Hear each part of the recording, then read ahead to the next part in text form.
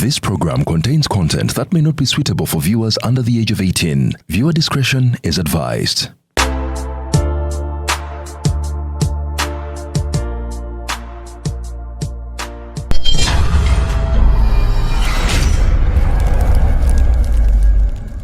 Nga 14 February ku Valentine's Day ku Sheraton Gardens Kampala. Tugenda kweyagala paka kuwulira bubi. Eno ye Valentine yennyini. The Love Memories Concert ne Honorable Geoffrey Lutaya. The legendary Honorable Geoffrey Lutaya agusa mutali erabira. It is an evening of love, laughter and music. Okuyingira shinje mtwalo 15 emezi ya milioni 3. Nga 15 ali ku Bread Hotel mukono mutwalo gumu. Kuna mkaga Maria Frema Saka emitwalo 2. Abiri mu February Darena Zekawanda. Abiri mu bire chotera kasambya omutwalo gumu. Abiri mu Saturday City Mtiana omutwalo gumu. Ono ye Uganda's music legendary Afro pop soft voice writer ebyana mubirete. The Love Memories Concert ku Sheraton Gardens Kampala ne Honorable Geoffrey Lutaya ku Valentine chechivulu choka mu Kampala biwagidwa Iron M Bank Tanyuka TV Ntake Super Cooking Oil paka last time machindi ne MTN. Together we're unstoppable. Juzi nali tuddawo tutumize mmere omwana naleta sewani nga kuliko akawunga namugamba first come back nanjagala kugera Albanese katawutekira what's this tonteera kawunga tomanyira mba kawunga nakazizaako ku ndagala what do you mean ndagala zeewa mwezajjana era ne gibulire ekimanyi nze mujjanawo kabaji ekalisijja kalalebe tekaliyo tekaliyo ngabula akawunga that's very good that's so healthy get it waliwo abakaagala balwadde era nze bwe nkusanga oyagala akawunga nkuweera wedduwa rabbana oba mulwadde.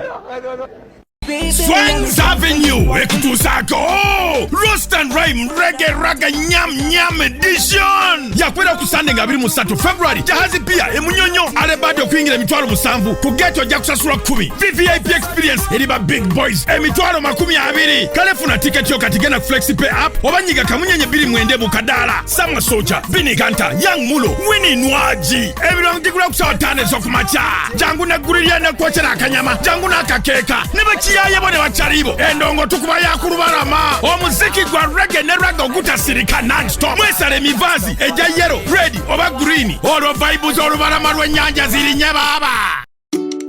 Welcome to my school. We want to show you all the ways we learn and how our teachers make it fun. We get to do our projects and even design things with our own ideas. This hands-on learning has given me confidence and skills that I can actually use in real life. In science, we don't just sit and listen, we get to be part of the lesson. At my school, I love playing football and learning about teamwork. I love that we get to be creative in the kitchen and skills I can use at home. We love to see what these young minds come up with. Every day we set aside time for Imagination Hour. It's amazing seeing their talents shine. And most of all, it's fun. Our school isn't just a place to learn facts. It's a place where we learn how to be creative, work together, and have fun while learning. Cradleland Schools, nurture to greater heights. Ruzungu kade Kasuku tujikole sawa namba Ruzungu. Ruzungu tugenda muzare kujira kutoka ntoko ndimbuzi nyefu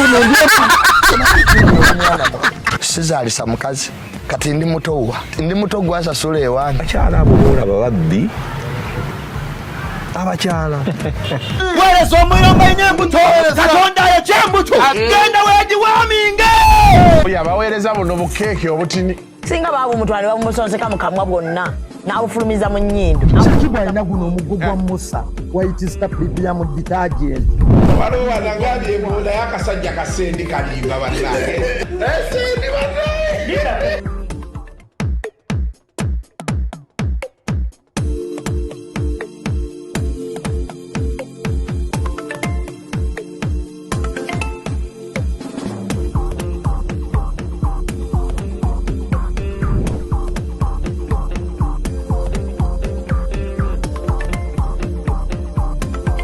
Welcome to yet another edition of Kasuku Live. It's a Monday morning, lero kumi. Isn't today 10th? Today is the 10th day of February, and Feb seems to be on the run. I don't know where it's headed to, but it seems to be running. Yeah, so nga sinabagenda wala nnyo, omusajja mumulabye.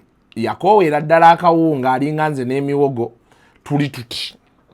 we are like mountains, although sometimes we meet olw'embeera naye nga omuntu yenna yenna ali eyo olina okubaako kino nnyongero kikutegeeza gwe ali eyo. There has to be a time. Nze nakye natandika benfuna sente zange, sente zonna zenfuna ezisukka miliyoni, nina okusooka okubaako kye neefunirako, oba nywako kasoda, oba ngulako ngatto mpya, oba nina okubaako ekyange kye neefunirako. Bano abantu abalala betuliko abaana obakolera buli kimu mama waabwe n'akeera ku makya n'abafuula. Omukyalo omukolera buli kimu n'akulaga nti toyina kye wali omukoleddeyo, n'akulaga nti tomwagala, toyina kye wali omukoleddeyo. So bw'ofuna ekikumi kirye, omusajja yagamba bw'ofuna ekikumi kirye n'emmeeme egume, olina okufunayokko ekintu mu bulamu nti abaana bo ne bali kwekyangirako. Omukyala ne bayogera ebitakwatagana omanyi balina engeri gye boogeramu, you don't love me, simala tonkoledde kino, naye nga bw'otandika okugyayo lisiti y'ebintu by'omukoledde by'atasobola nakwekolera bibeera nga mutwalo. Kati olina okubaako ekintu ekikugumya omutima noga nti yensonga lwaki abasajja abamu akeera ku makya bamala ozimba ennyumba famire ye weebeera, n'azimba country home ye bulungi n'ebeerawo, n'akwata n'ateekawo buli kimu kye kugamba abaana kye bayinza otandikirako. Abaako waakeera ku makya n'azimbayo ka penthouse ng'awo wajja emirembe gye, buli kimu n'akiteekamu. Abasajja abeera baagala playstation, ayagala TV ennene, ayagala ekinaabiro to his liking, buli kimu n'akikwata n'akiteeka awo. Mukanda boozi omusajja ng'abeerawo yekka, ng'ajja n'abeerawo, baafunayo kibebi n'akiriirayo, nga nakyo si kyakubeerawo wuwe. Olina okubaako ekintu mu bulamu kyokola nga kikyo, omutima ne gukka noga nti kino kyange. So bw'obeera eyo ne bw'obeera okola gino emirimu gye tulowooza nti gya ssente ntini, tofuna 10,000 n'otalulya lwonna. Wabaawo werukya noga nti nfunye 10,000, I'm craving a Rolex n'ogirya. Olina okubeerawo awo gwali eyo atulaba. Bwe kiba ng'ekirooto kyo kyagenda gyoge, kuba kati ffeeno mu Kampala nti abantu abafunyefunyemu obusente abanaku funyemu kasente ayagala genda ku Javas, genda ku Javas olye emmere. Ofunayo obusente bwo oyagala genda ku Serena, genda obuzese emmere ya mmeka, genda ku Serena.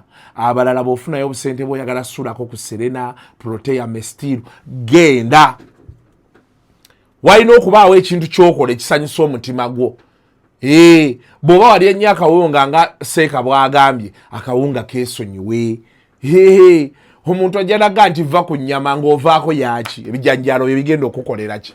Olwedde ebijanjaalo bye batuga nti liye ebijanjaalo babikuba mpiso babifuuyira ebiragalalagala, ekijanjaalo ne kikulira mu wiiki 2 nga kituuse, oba ayina bannaye mu wiiki 2 nti ye. So make yourself happy, and that applies to the man and the woman.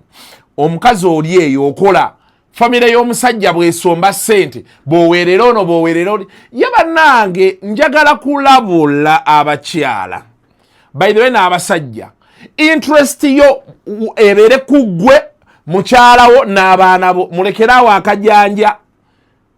akajanja kwe muva tukolimira, kale abo nabakolera buli kimu, nazimbira taata w'ennyumba. Ani akugambye okuzimbira taata w'ennyumba? Akakajanja mukola kaki? Bwebaawe bagenda okukupimira okwagala mukyalawo, tomwagala, muleke bakugambe nti tomwagala. Obukutto bazimbidde ennyumba, obakoledde buli kimu, ne bakumanyiira. Aye nojja n'otugamba sente zo zikwate zongere mu bibyo. Ennyumba gye wandizimbidde bali gyezimbire, okitegemu apangisa. Abakyala mukola akajanja olw'okuba olina ku ssente nnyingi, amaanyi oyagala ogateeke ku mwana w'omusajja. Bannange omwana tumutwale kabojja. Olina abaana bo, olina abaana ba muganda wo abajja okukujjukira. Wano bajja kuyitira step mother, oba oyagala oba toyagala. Komya akajanja. Yes, komya akajanja. Ekyo nkikubuulidde. So byebyo, think of yourself, weeyagalizeeko naawe. Engatte y'emitwalo 3 bw'ogiraba kati wuno, eno Adidas nagigula Bungereza. N'ozoogira brand new, lwanfuufu, n'ozoogiraba. Gyali emitwalo 3 egya wano. I bought it in an Adidas shop in London. Yes, 350, 400. No jambala, no hulire enjawulo. Teweekubako njawulo gwali eyo tokigerezaako ddala. Ekyo njagadde kigamba misana. Weeyagalize, sooka weeyagalize. Era ekyo kituleeta ku story gye tuddako wano.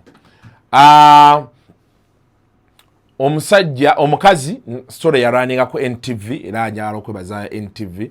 Producer watekako kakate siwali. Mchala bamuwa obutwa ku mulimu.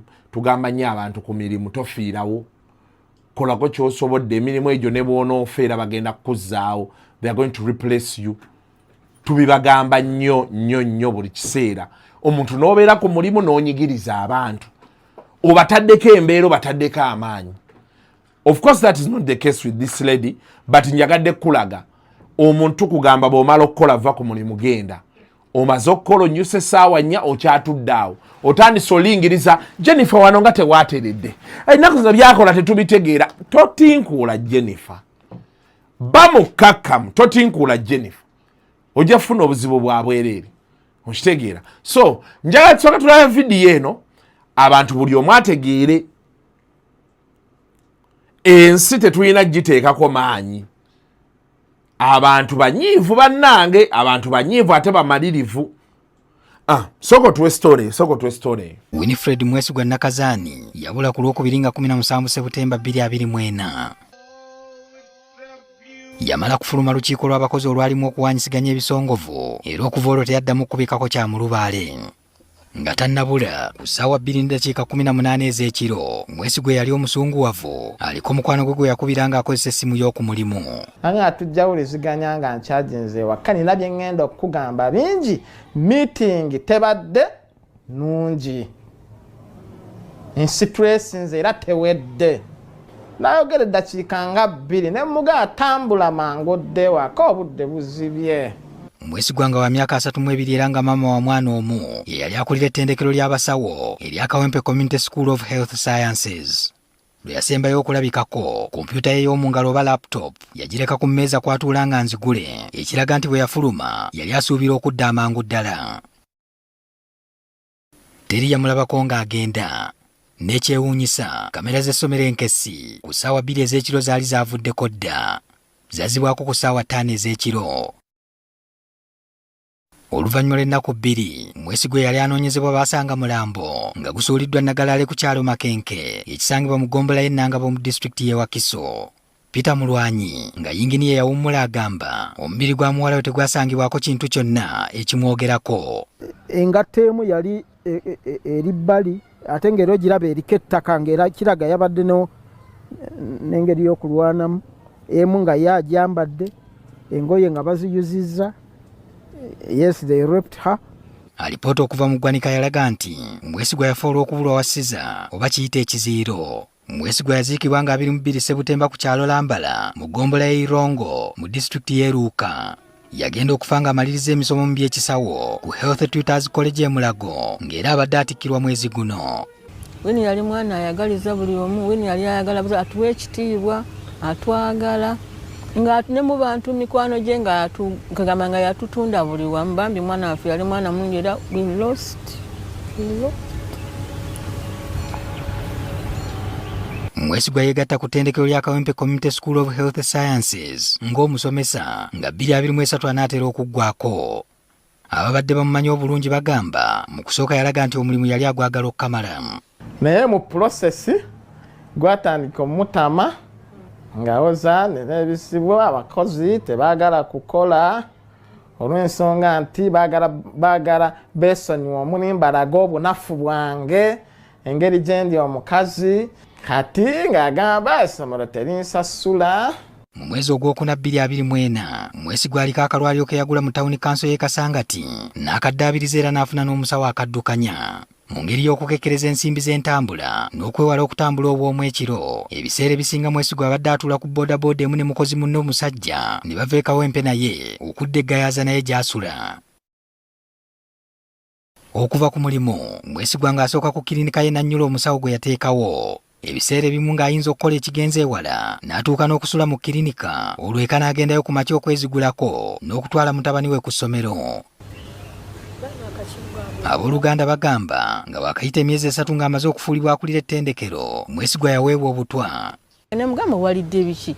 Nagamba nalidde bansavinze emmere ku mulimu yo, naye nampandikira eddagala, nagamba wandika eddagala lino oliraba, ngenda ku famasi ogula eddagala lino bwekiti bwekiti, ndigula eddagala lyali lingi bweki, kuliko omanyi yali asobola n'okwessaako bikanyula biki ebyo n'abyessaako. Nansereka agattako nti bw'ayita essaawa 4 nga Mwesigwa amaze okuweebwa obujjanjabi n'atandika okudda mu mbeera.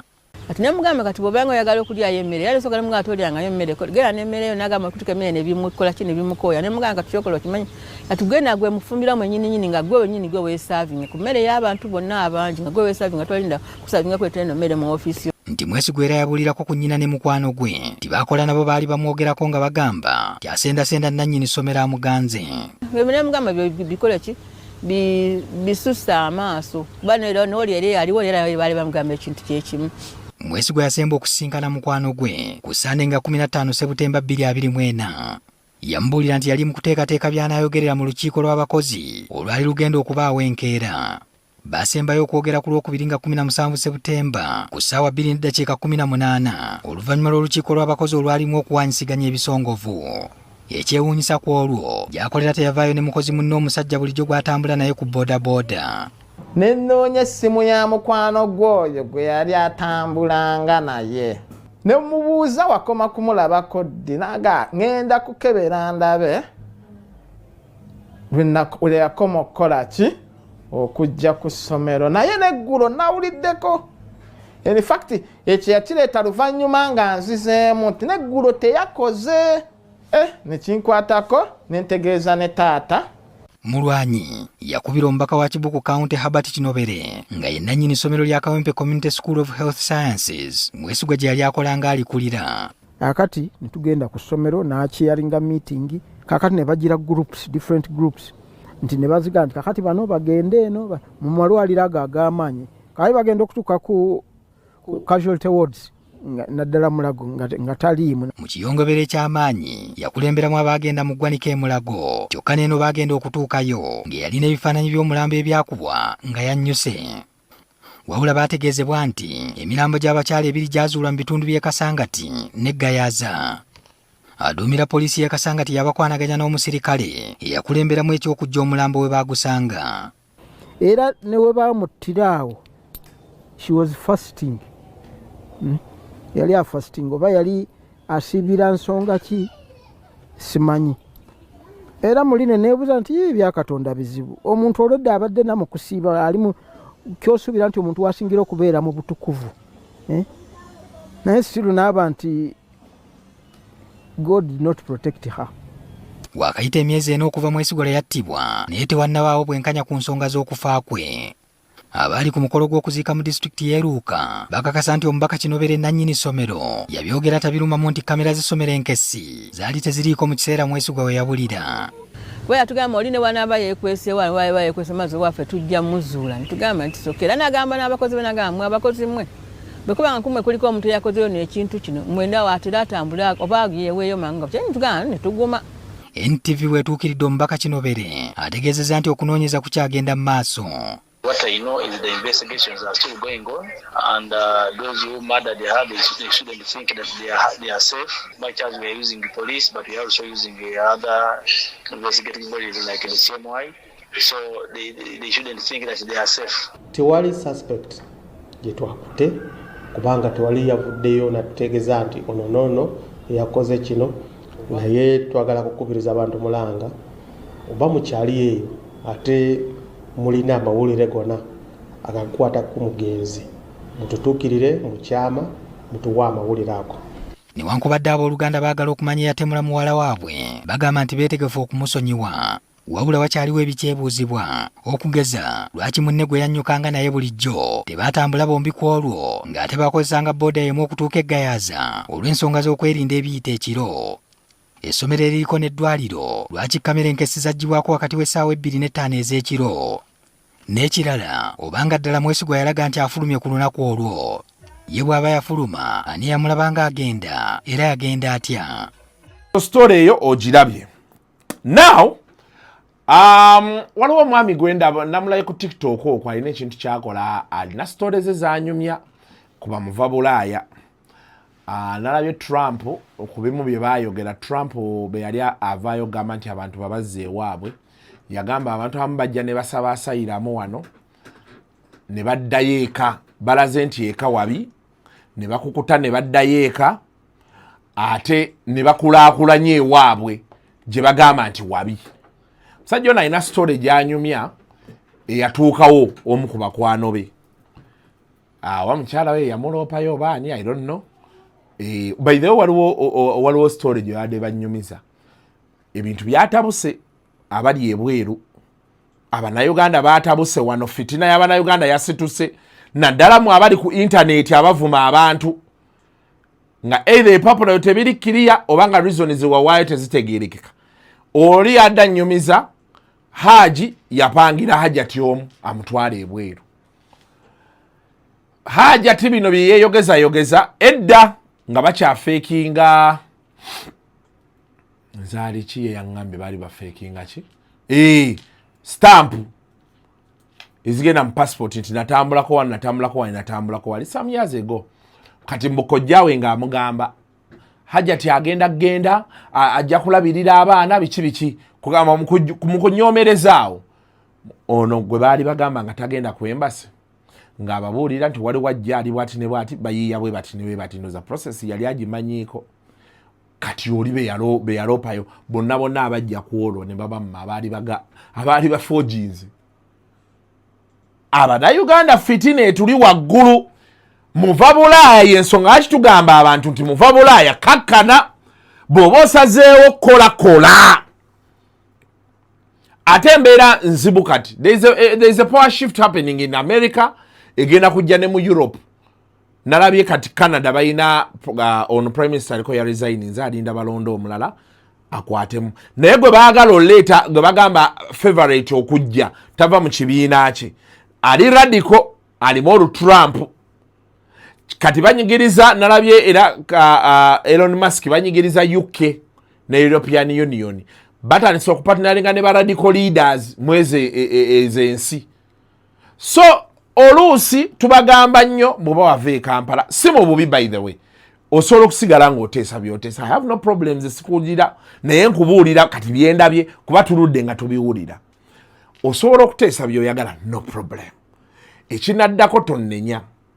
Oli yadde wali ng'agamba nti agofuna amannya g'oli wandiikira embassy nti gundi ne gundi bwati akola bwati ne bwati atuvumira ku internet naye biki oataakinga oteeke ku embassy. I don't know how right it is. Naye ku fitina y'Omunnayuganda nga bw'omumanyi osobola okukeerako ku makya omwana nga akonkonye nti munnaye tukulaba wagamba ate eri tolinayo kakwate wabeesonyiwa mbwate obudde bw'omala ng'obaliko bavuma obazze eno obazze eri. I don't know how it works by the way, but I just heard it. So twegendereze kuba problemu eriwo. Omuntu yenna kino nkibabulira. Omuntu yenna olaffe tuva Kampala wano weekends ogenda okukomawo nga billboard zakyuse.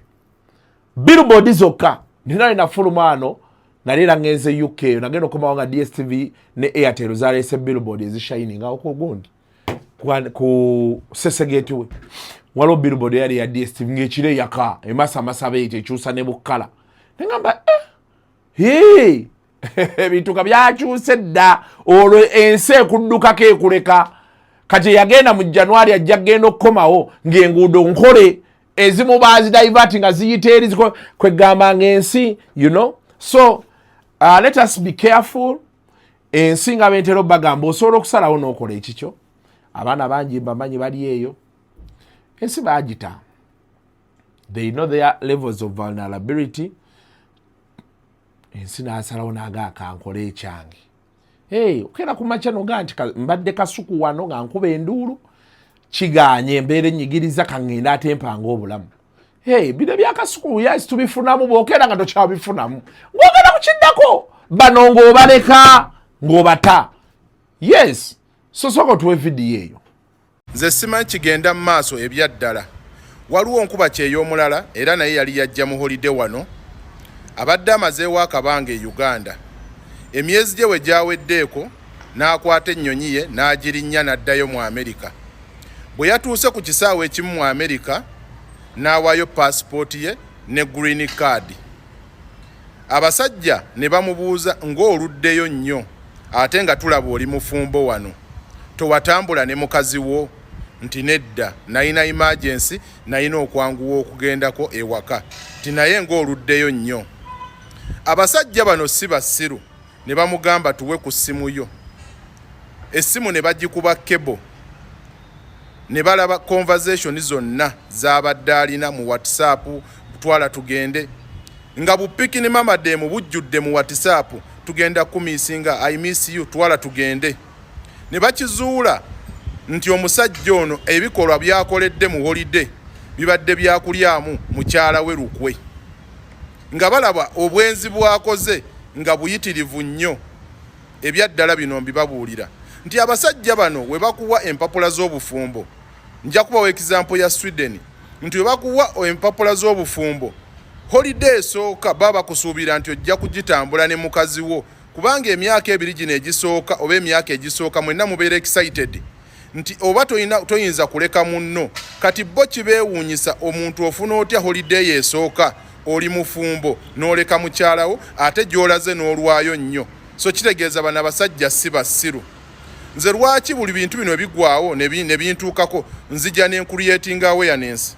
Sijja kuno nti kwagala kunyumisa wabula kulabula abantu baleme kugwa mu bizibu. Era abaali bakozeeko renewal z'empapula mu nsi ezimu, bw'otuuka ng'ogenda kukola renewal katugambe odda ku indefinite oba ku permanent ngamba mu Europe ng'oli ku mpapula za bufumbo, balaba nti oba wakolako holiday bakubuuza wagikola ne mukyalawo. Kati omukulu ono ya overstayinze naye ng'ate jjukira alaga alina obuvunaanyizibwa eri mufumbo. Essimu ne bagikuba kebo, message eza bupiki ne mama demu nga zijjudde bumuwaana, tugenda kumisinga bannaye ngesimanyina kumanya oba oliko mawoddi. Musajja wattu ne bamudinayinga entry. Bwe bamudinayinze entry okuyingira mu Amerika n'akubira Nakiganda, naye nga Nakiganda kitegeerekeka nti empapula yali yamuguzanguze. Kati Nakiganda engeri newe yalabye wamukwasiza n'amugamba olina okunnyongerayo ku ssente. Omukulu ssebo bamulinaawo bamudinayinze entry. Nakiganda yagamba okuyingira mu misango gyo kiri twakikola ne tukimala, kati okudda mu bino okutaasa olina okunnyongera omutwalo gwaki gwa Trump. Bino nno mbibagamba nabyo bipya. Era sitole n'abasinga bali mu Amerika bamwagitegedde dda. So gwe wenna agenda okutambulira ku mpapula ezo bakawoomera visa, beera ng'omanyi nti anything can happen. Essimu bakyasobola ogikuba kebo. Olaba ku interview oba ogenzeeyo ng'oli ku mpapula ezo za bufumbo, ng'ogenze n'essimu ne bakugamba mu interview katukebereko mu ssimu yo, bongera okukakasa nti ebintu by'oliko bituufu. Bakimanyi bulungi nnyo nti abantu batunda empapula, bakola fake marriages, kati nabo baba noonya ekkoona ebakwatira. Baba akalaba green card gy'olina ya bufumbo, omaze ebweru wa Amerika emyezi 3, obuvunaanyizibwa bwo wabusuula. Kitegeeza biruzi oba ozirekedde omuntu omu ebintu bwe bityo. So n'olwekyo bano abasajja simanyi na kumanya guno omwaka tegugenda oba kuba mwangu kuba kyeyo simanyi, naye sheyalinga tutaase bannaffe kuba abangi nnyo abali kukawoomera visa oba abasuubira okugendera kawoomera visa. Bannaye ebintu si byangu bitabuse. Oba okitegedde sheyalinga video tutaase bannaffe. Video eyo mugirabye. Now, of course, nawulidde Flavia Namulindo, I think this week she's going back to the US. Kati mwabali bamwogerera ebigambo era Flavia biki ndowooza bino ebintu by'emisango bye byali bimulese. Olwo video gye tutaddeyo awo sendi nga atubuulira nti omusango Flavia alabika okuba DNA, omusajja oli yagenza okuvaayo ng'omwana wa kanyike. So kati awabeerawo cause ebintu ebimu, you know, there's so much going on. Taagala nnyo byogerako, naye manyi nina ekizibu kimu, omuntu abeera mukwano gwange n'oyagala ebintu ebimu byogerako ogenda olaba ensi yonna ebimanyi, ate ng'akantu kakuyitako noga why katukola akantu. Yes, naye naddamu system yange, omuntu yenna ali eyo mukwano gwange bonyiigira benaatuuka okwetaaga nja kwetondera. Wakati abasinga muri eyo Kasuku gwe mukwano gwange mundiisa bigambo siraba wadde ekikumi siraba kyongattako abantu muri eyo oli olaka Kasuku I thought you're my friend. What benefit has our friendship been? Ekyo kibuuzo nkibuuza nnyo abantu. Oli naakunyiigira kati nina abanyiigira omwaka gwaggwako nkyalya nkyanywa. I'm not dead. The good thing wanyiigira gwali eyo wali mukwano gwange you found your peace. Be happy. Yes, be happy. I am here. Sometimes I may miss you if I'm aware. Sometimes I don't. I also don't know what abamu obeera oli eyo ogenda okola akuweereza message. Hello Kasuku long time. Nga baakugamba yakunyiigira kati. So it is life. Obulamu bwensi bwatabuse. Kati tuli mu season gye bayita adulting. Yes, you have to do what you have to do. Ebisigadde abantu ojja basanga. Along the way gw'onoddamu osanga ojja musanga. Gw'otaaliddamu kusanga shauri yako. You just gotta do what you gotta do. Eyo phase gye tulimu kati. Adulting. Adulting kitegeeza kukyusa bulamu. Eno phase gye tuliko oddayo n'osanga aba obibo nga kati be balina ekitambula noddamu n'okwatagana nabo. Eno phase gye tuliko kwe kusanga be wali omanyi nga tebali ku level naawe n'okkiriza nti tetukyali ku page y'emu bye n'obata. Yes! So buli muntu waali waddembe okunyiiga. Kati eno level bw'otunulira ne trends ezitambula ku internet. Oli ebisiyaga, oli yuda, okola booti, ensi byonna teyagala bimanya. Wakati buli omuntu mukulu atuuka n'aga nti tuyina yitawo.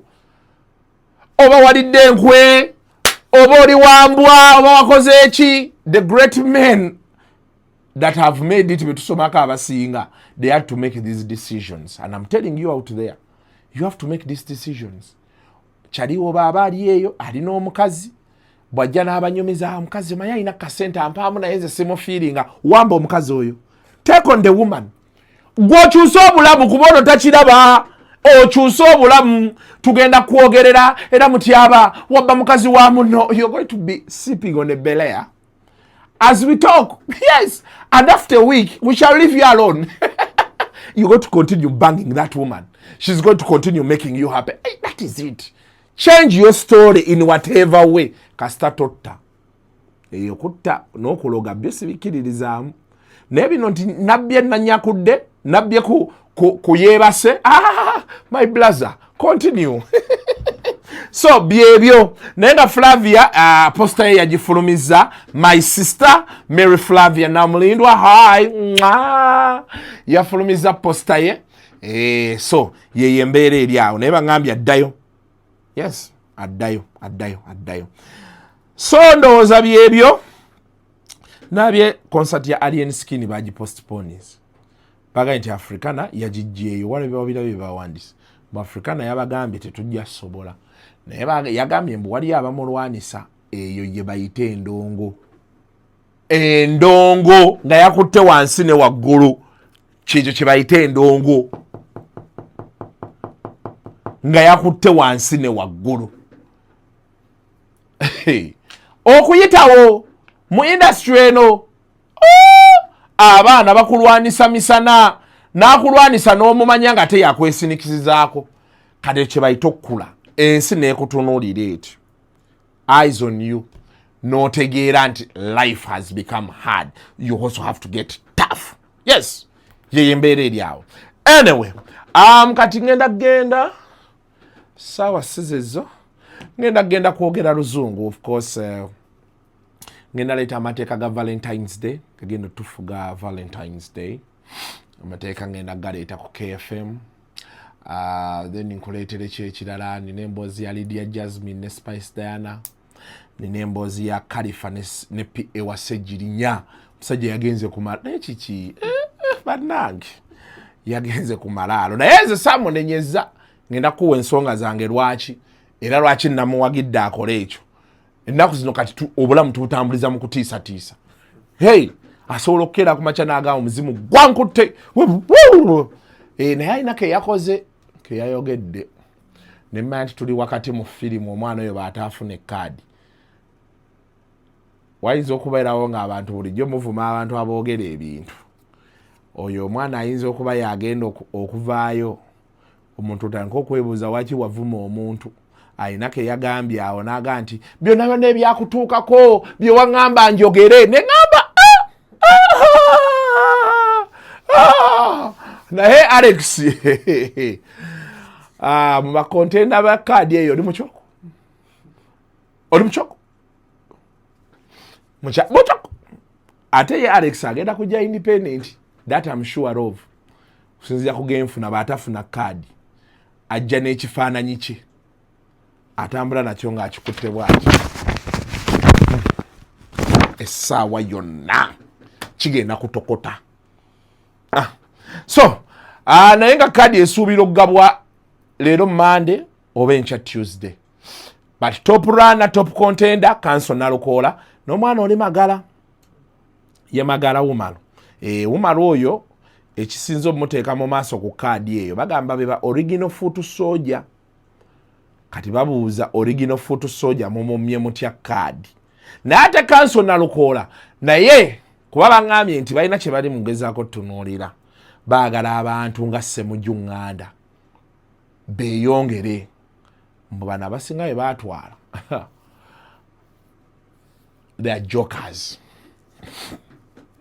mbu batini who can articulate issues ate nga phase gye baddako baagala abantu abagenda oyimirira bako bayugumye house naye abaagala bayugumye house bawe ensereko oli omusajja yensereko eyagamba I can box the speaker babuwe give the man alyoka atukubira speaker punch bagenda bayo nezaake bebamuwa kaadi naye nga nze ngenda wagira yenayina nopu gwane wa kaadi lwaki Sejjirinya yali kyaliwa nga ate yali wa nuupu kati njagala yenna agenda omuddira mu kifo ngeri gye yali owa nuupu ngenda wagira wa nuupu mu kifo ekyo of course ajja kuba alina nayo leetayoko bulango wano naye nga ngenda wagira wa nuupu ago mazima gwe njo wagira awo unless otherwise kuba atera ne front runner gwendaba naye musajja wange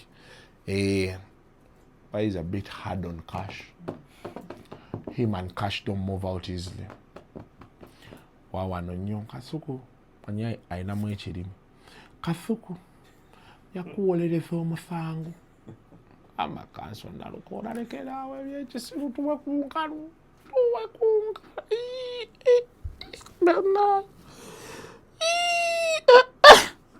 Bana abantu n'enkalu tebaagala kweta. People with their money. But anyways, their money. Yeah. But let's go and speak some English, man. Yeah? Don't touch it. Ensonga z'ettaka ensangi zino zafuuka nzibu okwewala katembo oyo yenna. Dduka mu Honest Estate Developers ofune ettaka eritaliiko ndooliito. Baguddewo estate zaabwe empya omuli Gayaza Kiwenda Phase 5, Mabombwe Phase 6 ne 7 ne Ggobero Nampunge. Songa ne mu estate zaabwe enkadde poloti esigaddeyo ntono ddala. Hoima Road nga Nansana Bujuuko, Namusera Bugembe, Namusera Phase 3, Kachiri Mwera, Kachiri Magogo, Ggobero Muguruka Phase 1 and 2, Wakiso Kasengejje ne Kachiri Simba Mannyo. Ku Lwentebe balina Nakawuka 0 Phase 4 ne Sissalutaba Expressway ate Namugongo Sonde ne Namugongo Misindye. Amazzi n'amasannyalaze weegali bw'ogula kyapa ku mmeeza tuzimba n'okutunda amayumba agawedde. Honest Estate Developers tusange ku Martin Road mu Kampala okumpi ne roundabout ya Aga Khan ku Mankeshwa Building. Essimu noti 772 57 28 73 oba noti 7 57 28 73. Set it from Diana Chords and AJ playing for you on 933 KFM. Better information and the best music 24 minutes until 10 o'clock. It is a Monday. Yes. And it's a Monday like none other because we have Kuku joining us. Good morning, Kuku. Good morning, Faiza. Kuku, I saw a video of me. Kuku. You saw a video of me? I saw a video of Kuku. Yabade no muntu. So he was being interviewed by Luze Anderson. I think Luze used to... that video. And you know, Kuku, it's oh my God, there's such Kuku, a huge contrast between the person that you were then and now. And I like the Kuku now. I was like, oh my God. Those days, I was just trying to ascertain life. I'm talking about your physical appearance. Yes, that's what I'm also saying. I like you now, like Oina, you're so buff, you look great. I know. You know someone. She's right. Faiza likes this size. Hey. Yes. Hey. She's always looking at me like she's like, the angels will follow me. Faiza will walk to Nakagamba. Yeah, she looks at me with those. I'll eat this guy one day. What Faiza looks at is like akukakuku. Yeah. One day God will throw him my way. But I swear I like how you look now. Yeah, it shows you how far I've come. Yeah. It's been a long journey getting here. Can you know those days I was so powerful. Everybody is talking about Kasuku. Nenga sina sent. Oh. So that's how the journey works. I usually tell the people who are just coming into the business that the noise will come, the excitement, because you're fresh and what, but don't think you're going to be Brian Molondo in just a year. You know? It is a process. You don't want to drive a Benz because Brian is driving it. You don't know what Brian has done. We've done the mileage to get to where he is. But those were the days WBS was on its knees. It was on its way out. By then? Yeah, it was on its way out. WBS It was past those days. TV station is I think that was like 2013. 12 years ago. Or 14, yeah. How is Luz? Have you ever spoken to Luz? I talked to him. How is he? He's into YouTube. And he has like 10 YouTube channels. Yeah, Anonya Saint. He's, you know one thing I liked about him? He realized that away from the noise, life has to go on. And he chose to do his thing. I think the last time I spoke to him last year on phone. He was telling me, don't mind about those guys on social media making noise. There was a clique of idiots that wanted to take down my channel. Yes. And he told me, don't mind those people. Yeah. He's a good friend of mine. Is he in Uganda? He's in Uganda. Most of his time is at home. Alabikachiro. Yeah. During the day he's working. You know, Brian, people are working. There's a guy I met in a bar forex trading. He was sipping on shisha with his computer there. Ngalaba forex betambula. Akati kantekewa. Recently when this Chinese AI came on the market, the man was crying. Deep sick. Yeah. I was like, Kasuku, it's too good. Abana basiko mwana asikachishisha.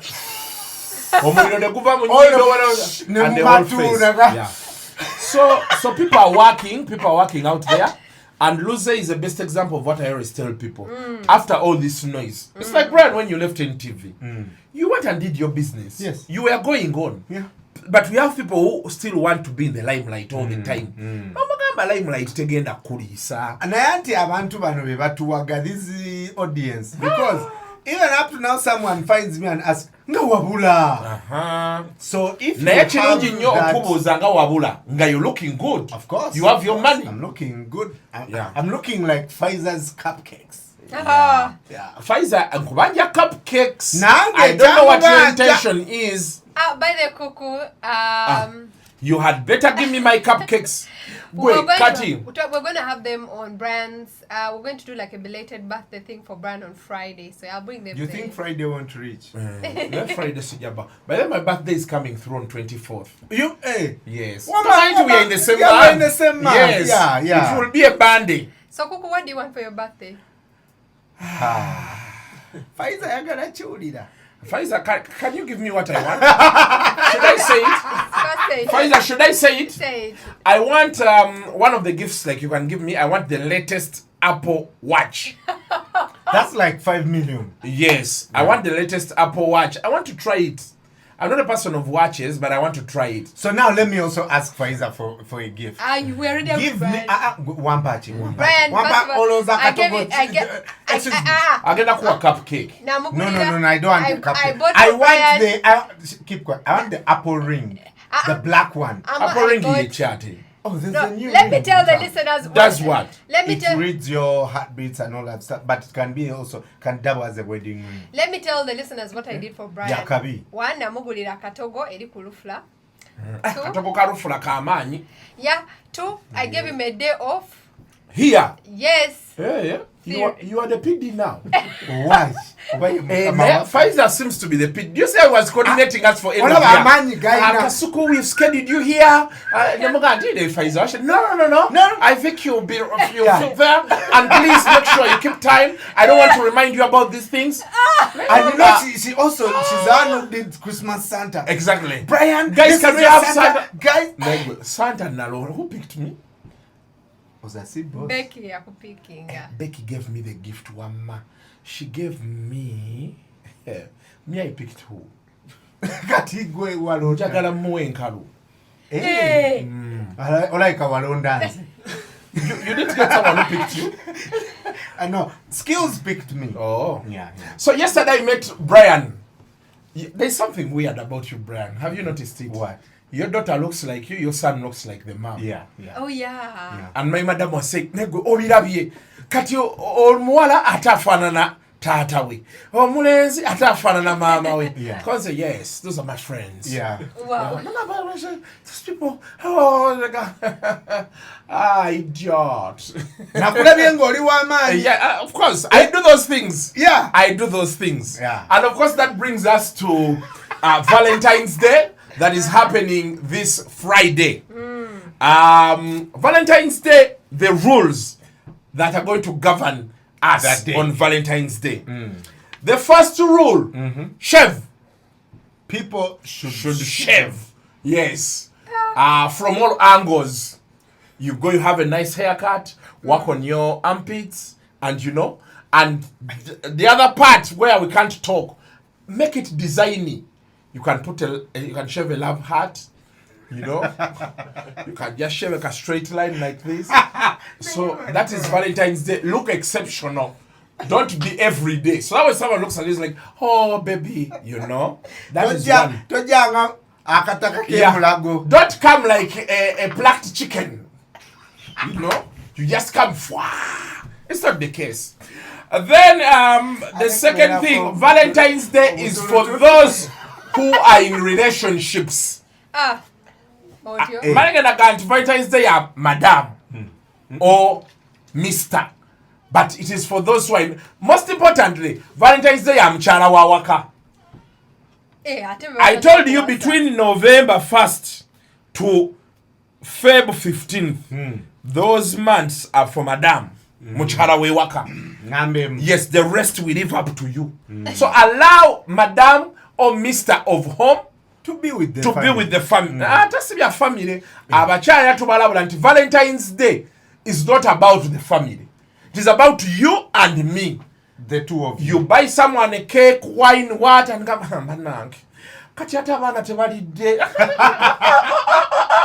Stop the rubbish, stop the nonsense. Or shaggy. Yes, it is me and you. Yeah. And then also Valentine's Day is two-way. Totule, leader my flowers. You send flowers. You do me, I do you. Women will begin. Give me a Valentine's Day gift. Also, Valentine's Day, we don't want socks. Belts. What do you want? Vests. Underpants. Or boxer. We don't want. Yes. We want things like car tires. Yeah. Fuel card 1 million plus. Yes. Hey, fuel card, service. Yeah. Car service. New phone. New phone. Without a tracker installed by you. Exactly. Yeah. We also, Valentine's Day, we also want permission. To do what?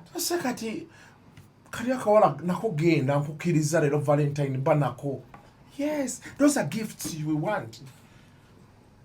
Bobo inayakawalako nkakuwadebera nako. You can make a man happy. Excuse me. That is the truth. Let's take a break. Yes. Those are the gifts you want. So Valentine's Day tokola and tondo. Yeah? Most importantly. Then also Valentine's Day tuvudeyo. Faiza tuvudeyo. Valentine's Day we need new styles. For example, tato style. Enfudu. Osoro gwanga enfudu boti. No berango. Tojira formu yayo weri. No berango tambula mpola. mpola ngojja kubuliri obangwa oli kubuliri kwennyini naye nga otambulira anti olaba ekola beeti this leg here behind like a turtle oba tortoise bagiyita nawolo it's tortoise eyo gundi emu tulina roast chicken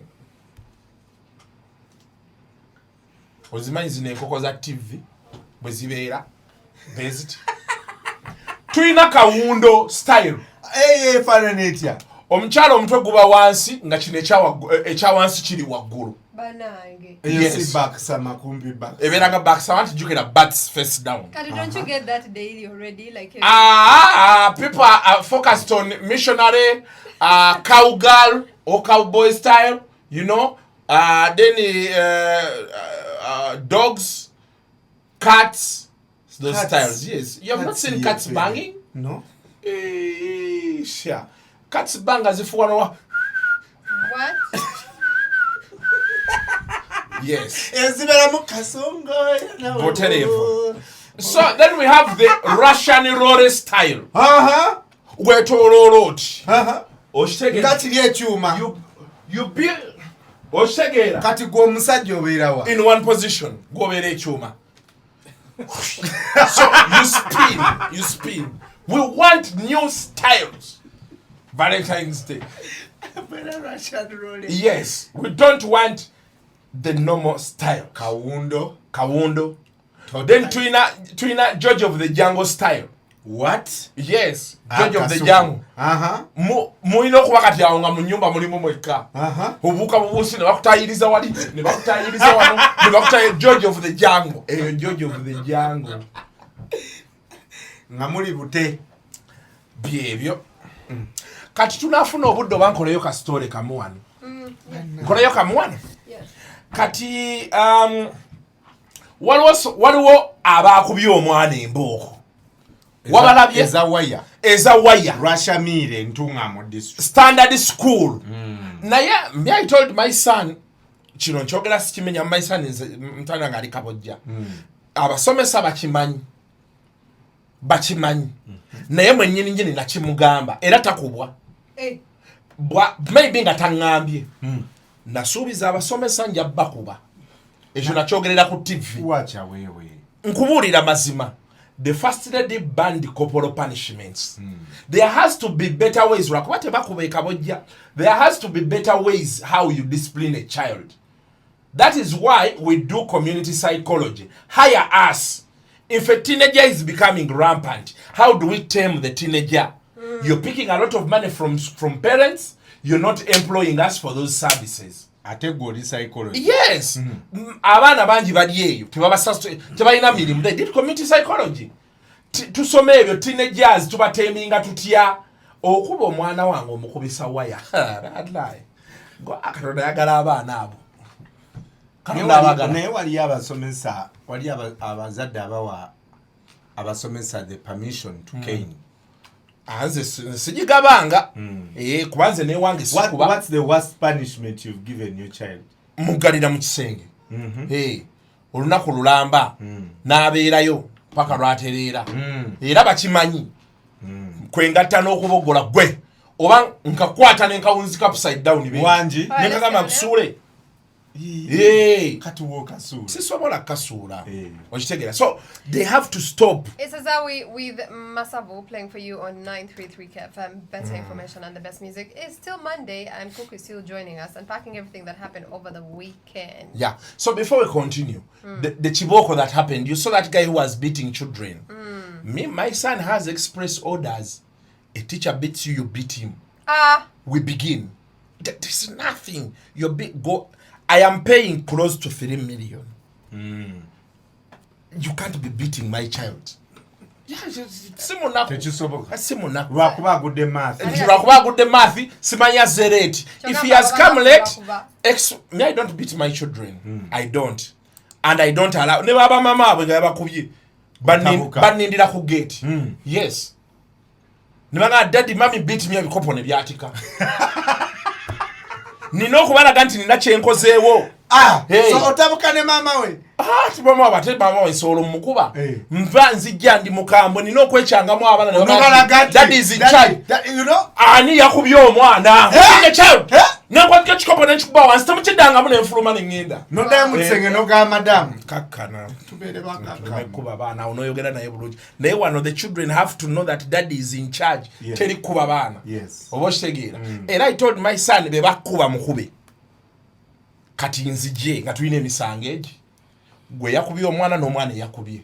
Tugwe draw. Ate nawo mwongere. If you choose to throw out my child, you expel nga ngenda mu court. Yes, because the first lady said, don't beat children anymore. Corporal punishments were banned. Yes. Gwe kastonga nti omwana tumugobye ntwala. Nga lawsuit ejja. The lawsuit comes. Nga njagala kati anti zino zona zasigazayo. Baba mu senior 4. Abera terms senior 6, senior 5 zona it's a win-win. So you dare them to beat my child. They'll end up paying school fees. All these things that smart people tease each other. Me, my son was in P1. Nanga waluvuka nkuba nga tufayo. Mukbe. Boba tomusobola mutike jinja. Yes. Kati benzija ne muzadde woli.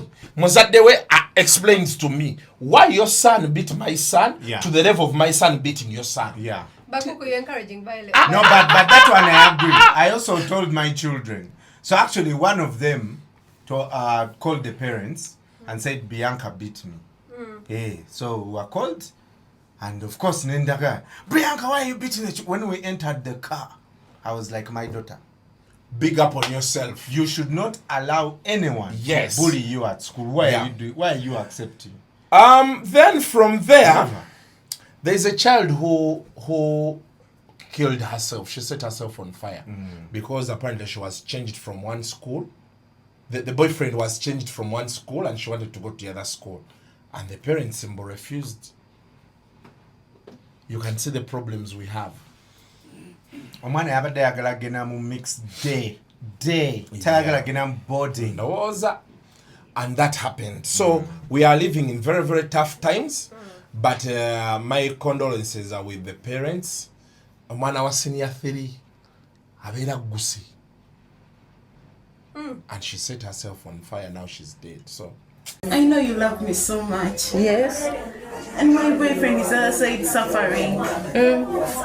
So please. Abatuuze ku kyalo Kisowera ekisangibwa mu ggombolola y'Ennama mu disitulikiti y'e Mukono baguddemu ekyekango olw'omwana Canadian Maria Ndagire abadde asoma mu siniya ey'okusatu ku Mpoma Girls School bw'avudde mu bulamu bw'ensi eno oluvannyuma lw'okwekomako omuliro. Mu bufaananyi bwe tulabyeko obwakwatibwa essimu tutegeezeddwa nga bwe yeekumako omuliro ku lunaku lwa Sunday oluvannyuma lw'okugaana okudda ku ssomero. Ng'otegeera nti omuliro gukwota n'osobola okugenda okugula amafuta kati oneesiriwalizaako. Bw'atyo yaddusibwa mu ddwaliro okujjanjabwa ng'eno abaagendayo okumulaba yabategeeza nga boyfriend we bw'asomera ku ssomero eddala nga tasobola kumuleka yekka. I'm here before you. I know you love me so much. Yes. And my boyfriend is outside suffering.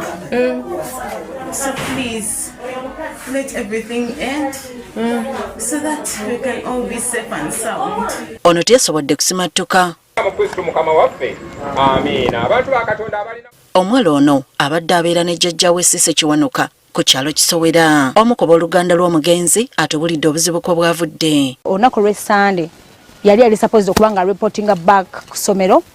Naye waliwo embeera yabalukawo n'atugamba nti tayagala genda ku ssomero, ye ayagala kuba mu ssomero eddala erya dde. Kati mu process eyo y'okumugamba lwaki togenda ku ssomero yatugamba tumuwe 1 week agende ku ssomero. Mbw'okugaana okudda ku ssomero ly'ekisulo nga kijja kumukugira okulaba boyfriend we kwe kwagala asome ng'ava waka. In the midst of conversation yatugamba ye lwaki ayagala genda ku ssomero nti ayagala kuba ku ssomero eryadde asobola kuba nga asobola okwakisesinga boyfriend we. Abakungubazi abamu abatayagadde kulabikira kamera zaffe bategeeza ng'omwana ono bw'abadde yafunayo omulenzi nga makanika wa pikipiki mu ttawuni y'e Kisowera. Okusabira omugenzi kukulemeddwamu omusomesa w'ekisomesa kya St. Jude Kasana George Semakula ategeezezza abaziisi okufuba okwegobako sitaani. Sitaani mbagambye nti ali buli omu waakola ki? wayimiridde awo akuli kumpi naye sitaani atukozesa. Amina bannaye, sitaani atukola ki? Atusemberedde. Naye okwegoba ku sitaani okakuba olukokolo okagambe semberayo. Ono oluvannyuma aziikiddwa ku bijja bya bajjajja be Kasana mu Luweero.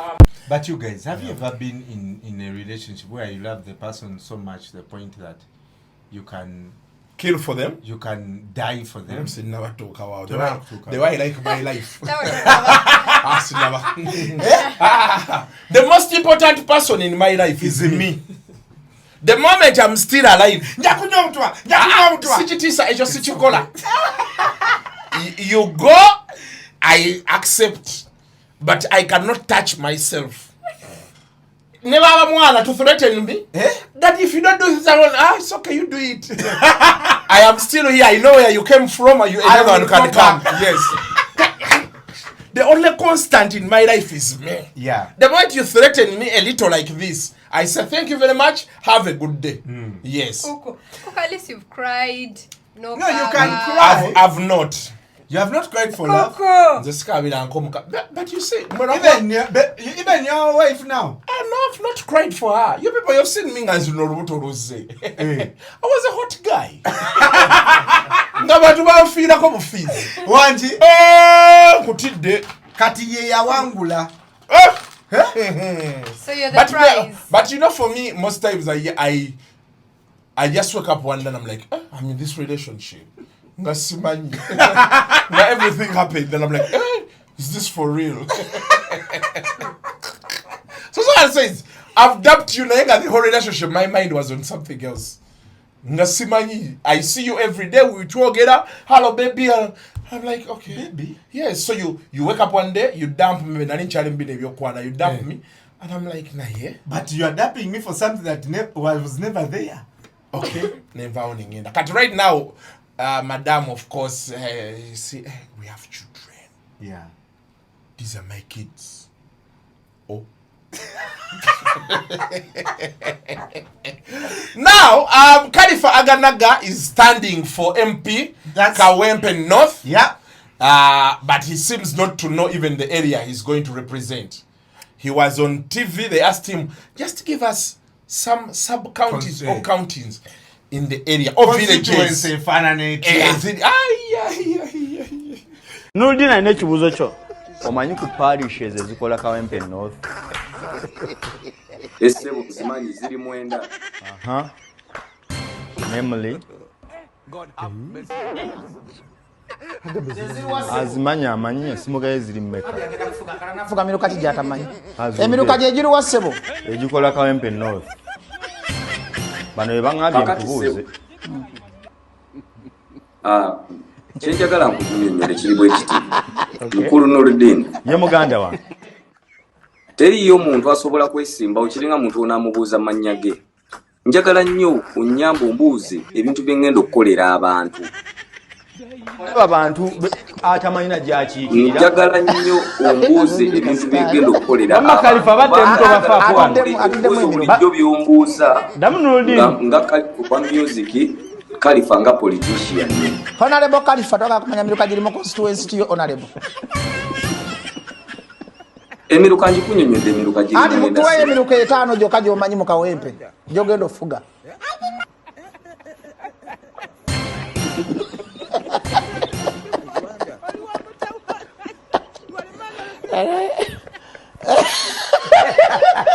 Bajjo.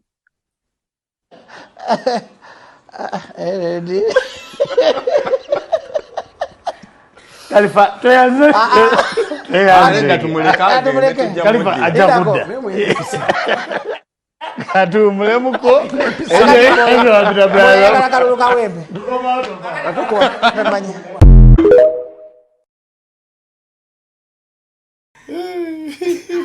Faiza.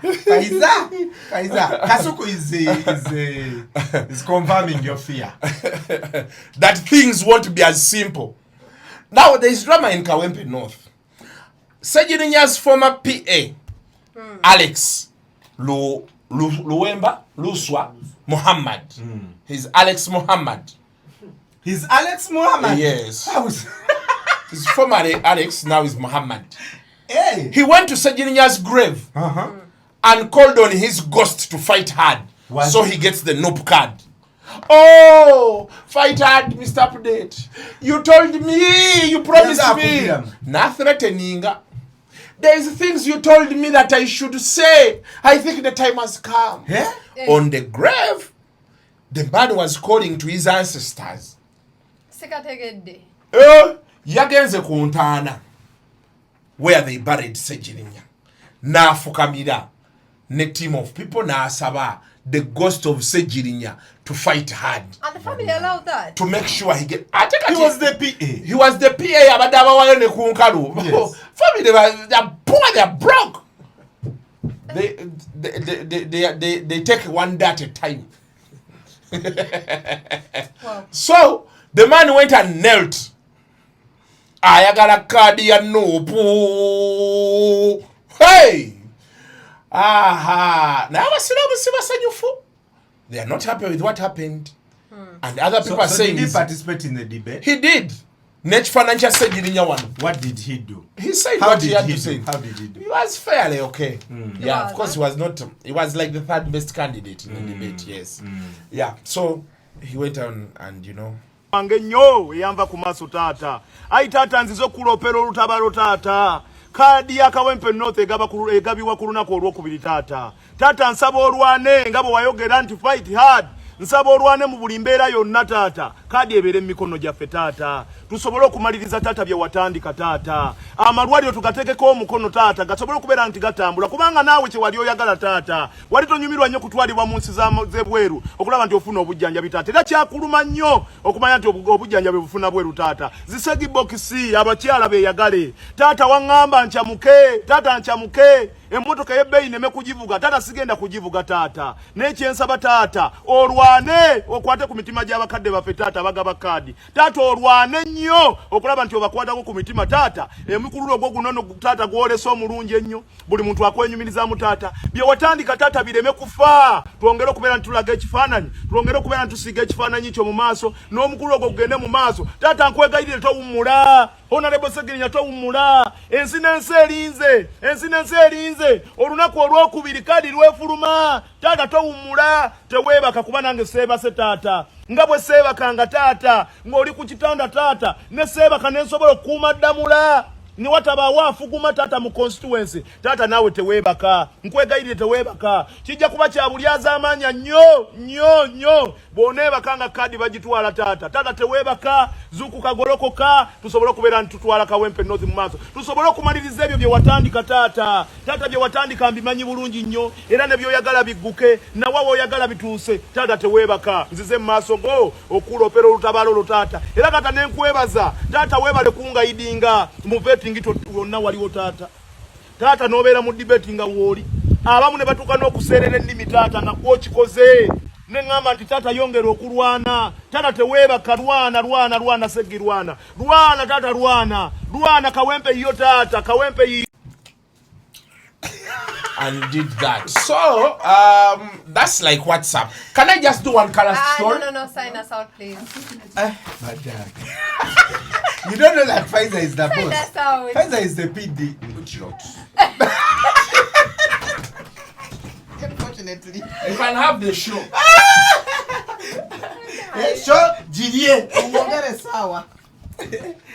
The views expressed on Kasuku Live do not reflect those of the host, producers, or management. They are solely of individuals providing them and do not represent or reflect the official policy or position of this YouTube channel.